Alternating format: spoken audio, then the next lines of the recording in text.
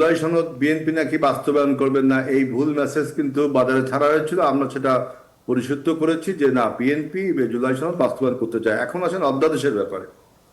20টি অধ্যাদেশ উত্থাপন করা হচ্ছে না, তার মধ্যে 16টি অধ্যাদেশ স্বয়ংক্রিয়ভাভাবে আপনার তার কার্যকারিতা, তার ডেট এক্সপায়ার আর কি আপনার যে যে তত তারিখের মধ্যে তোলার দরকার ছিল।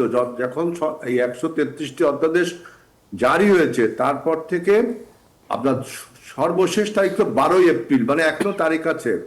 কিন্তু অলরেডি 20টার মধ্যে 16টার আপনার স্বয়ংক্রিয়ভাবে বাতিল হয়ে গেছে। এটা সাংবিধানিকের যে একটা সময় ছিল, সে সময় বাতিল হয়ে গেছে। তারপরেও বিএনপি বলেছে যে এই 16টা যেটা স্বয়ংক্রিয়ভাবে বাতিল হয়ে গেছে, অটোমেটিক্যালি বাতিল হয়েছে, এইগুলো নিয়ে আমরা পরবর্তীতে আরো পর্যালোচনা করে আলোচনা করে বিল আকারে উত্থাপন করব।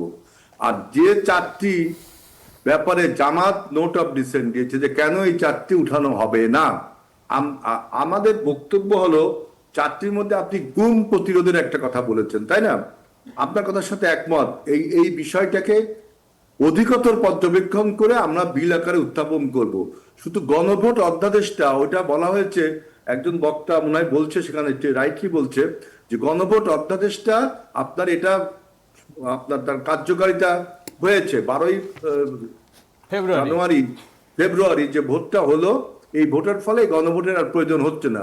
পরবর্তীতে যদি গণভোট আমাদের সংবিধানে আনতে, আমরা বিল আকারে আবার আনবো আরো অধিকতর পর্যালোচনা করে। কারণ একটা মনে রাখবেন যে আপনি যে অধ্যাদেশ দিলেন সেটা অটোমেটিক্যালি আইন হয় না, সেটাকে আইন করতে হয়। যেমন গণভোটের রায় হয়েছে জুলাই সনদ বাস্তবায়ন করবেন, তার মানে দ্যাট ইজ নট ল, এটা আইন না, এটাকে আইন বানাতে হবে। আমরা তো প্রমাণ করেছি যে জুলাই সনদ বাস্তবায়নের ব্যাপারে আমাদের আন্তরিকতা সবচেয়ে বেশি। এতদিন যে বক্তব্য তুলে ধরা হয়েছিল তা ভুল, এখন তো প্রমাণ হলো।